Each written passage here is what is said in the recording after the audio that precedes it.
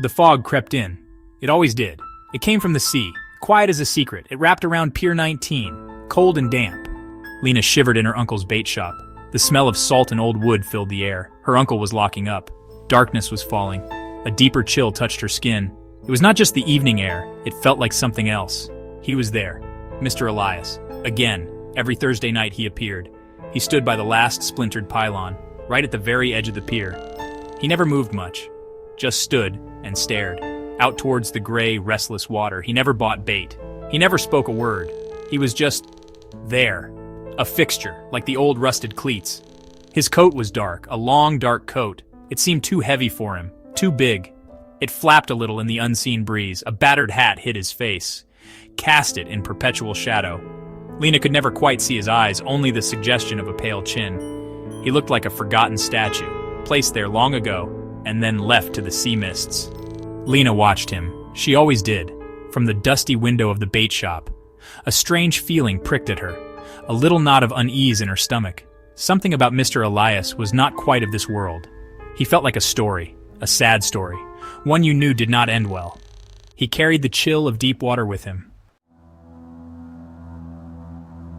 The fog grew thicker, like gray wool. It muffled all the sounds of the harbor, the lapping water, the distant buoy bell. Lena turned from the window. She began to count the day's takings, a few crumpled notes, a handful of dull coins. The little bell above the shop door tinkled, a nervous small sound, probably just the wind, or a rat in the walls. She glanced back, towards the end of the pier, where Mr. Elias always stood. Her heart gave a little jump. He was still there. Or was he? He seemed fainter, almost translucent, as if the fog was slowly claiming him, dissolving him. But the fog played tricks. It always did. It made things appear and disappear. Lena looked down, for a moment. A tiny silver coin had slipped. It rolled under the counter. She bent to retrieve it. Her fingers brushed the dusty floorboards. When she straightened up, she looked again. The spot was empty, completely. The place where he had been standing, utterly bare. No sound of retreating footsteps, no creak of wood. He was gone. Simply gone. As if he had never been, as if the fog had sighed and breathed him in. Lena's breath caught in her throat. She ran, out of the shop, onto the damp planks of the pier. She ran to the very end. Nothing. Only the swirling gray mist and the cold, empty space where a man had stood moments before. Her uncle grumbled, but he called the police. Lena wrapped her arms around herself. She was not cold, not really. It was a different kind of chill. Detective Mallory arrived. She was not what Lena expected. She was quiet, small. Her eyes were sharp, though. They missed nothing. She listened, as Lena told her about Mr. Elias, about his Thursday visits, about his vanishing. Lena described him. The old dark coat, the hat that hid his face. The way he stared at the sea, the way he had just disappeared into the thick, waiting fog. Detective Mallory nodded, slowly. Her expression did not change. It was a calm, still mask, like the surface of a pond, before a stone is thrown. She asked few questions, but they were pointed, precise. Mr. Elias, Detective Mallory said at last. Her voice was low, almost a whisper, but it cut through the fog.